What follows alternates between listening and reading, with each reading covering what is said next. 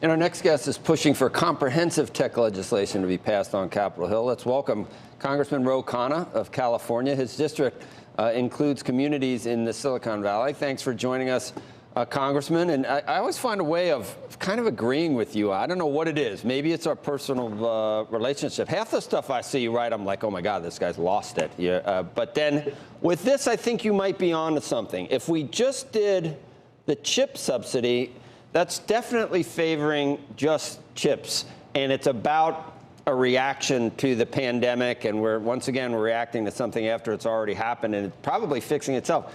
But in the book that you wrote, which talks about high-paying tech jobs all over the country and for all kinds of people, if you approach it like that, I think you can make a better case for for trying to help the entire technology industry rather than just chips and reacting to the pandemic.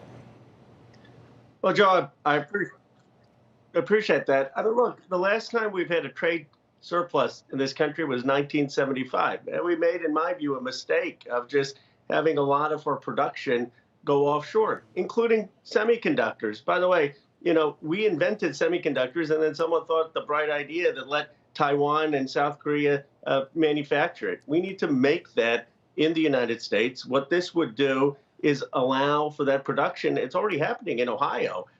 You have 2 factories coming up. It's going to create all these high-paying technology jobs, construction jobs, manufacturing jobs.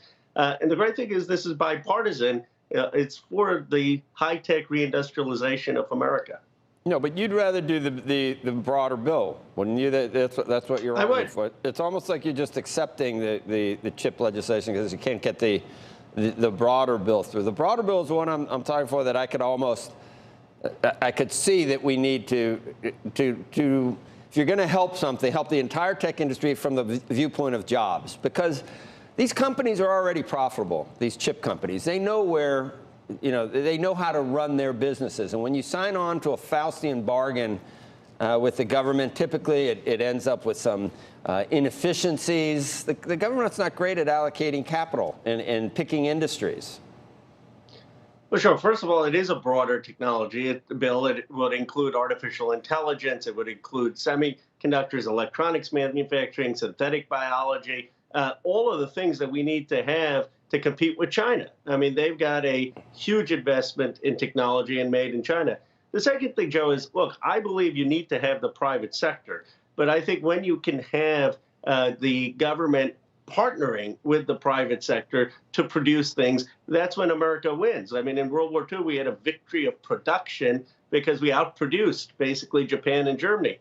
My fear is China has a Made in China initiative by 2025. Now, a lot of their companies are state-owned. I never want that model. But we can't just be indifferent while other countries are competing to have this production and industrial base go there. Bro, down the road, though, for these companies that sign on to this, would you foresee Senator Sanders saying, okay, you got this money now, no buybacks, no dividend increases, any excess profits over a certain level are got to be used for hiring? I mean, you can see what happens when you're a company and you enter into as you call it, a partnership with the government. A lot of times there's more, you get more than what you bargained for. Well, I've been trying to persuade Senator Sanders to be for this legislation. It's a place where we respectfully disagree.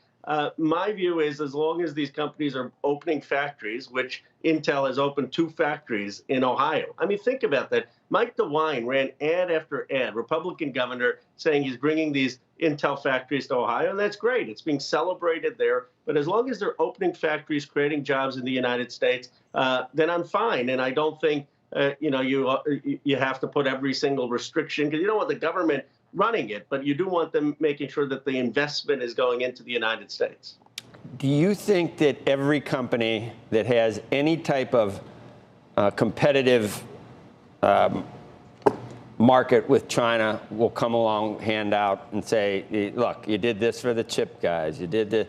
Look what China's done to me. It would be never ending. Every company in the United States can probably find an angle where their competition or they're being hurt. They're losing market share to China, and they could come with hat in hand asking for their subsidy, and they probably are justified in asking for it.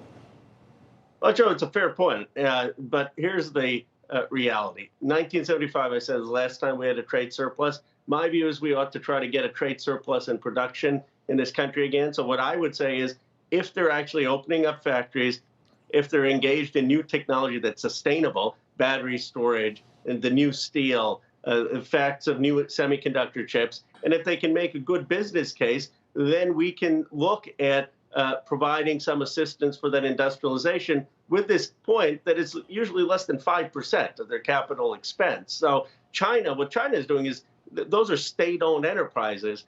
What I'm talking about is basically having a mobilization to reindustrialize America.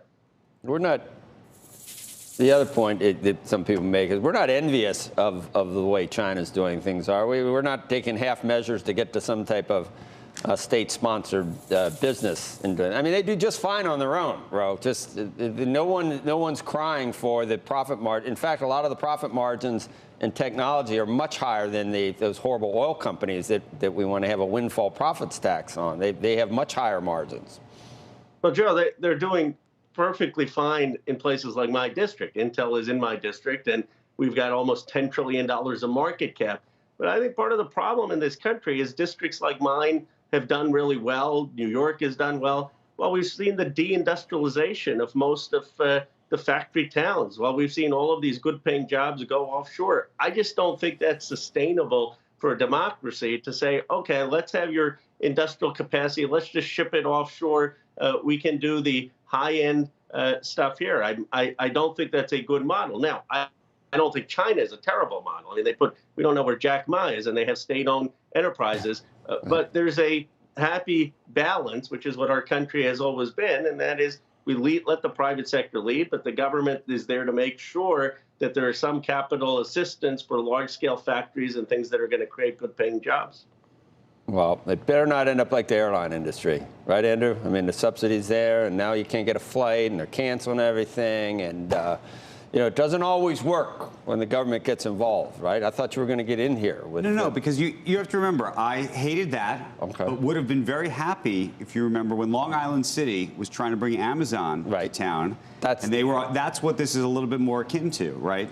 And you have countries all over the world, you have states all over the country that use tax policy as an incentive structure to bring people. Now, if we could shut down all incentives everywhere, sure, but until that day happens, I think you actually have to decide that you're going to use them when it's strategic and important. And Ro, that's the question. Is this something that's important to national defense? Yeah, absolutely. I mean, look, we use semiconductors for every single thing we do, and it's critical, being on the Armed Services Committee, I can tell you, for a lot of the competition that we're going to need in space, in submarines. So I want to make sure that is done in the United States. Look, I was one of the few people in the entire Congress who opposed the defense budget because I thought it was way too much, and I was a dissenting vote. But one question I asked that even the Republicans seem to agree with, I said, I want to know if the $837 billion we're spending on defense, how much of that is buying things made in China and buying things overseas? It puts it as a huge risk to have our supply chains as global, especially for critical things like semiconductors. All right. Rojo 2024. I don't want to be on top. It looks too hard. You're kicking me off? Looks too hard. No, you got to, I'm watching, what we're trying, I'm up there too, and it just looks too hard and too taxing, the top of the ticket. I think I think you can do it. I'm impressed with your singing skills. You always got something new. No, I'm going for the Veep. Politics down. And then you're a former Veep. You get, you just travel around. Everyone kisses your butt. You never, I think it's a better. I thought that's what the Squawk Box host is like. It's a better fit. Don't give up the gig. Rojo. Thanks, Khanna, Congressman. Take care.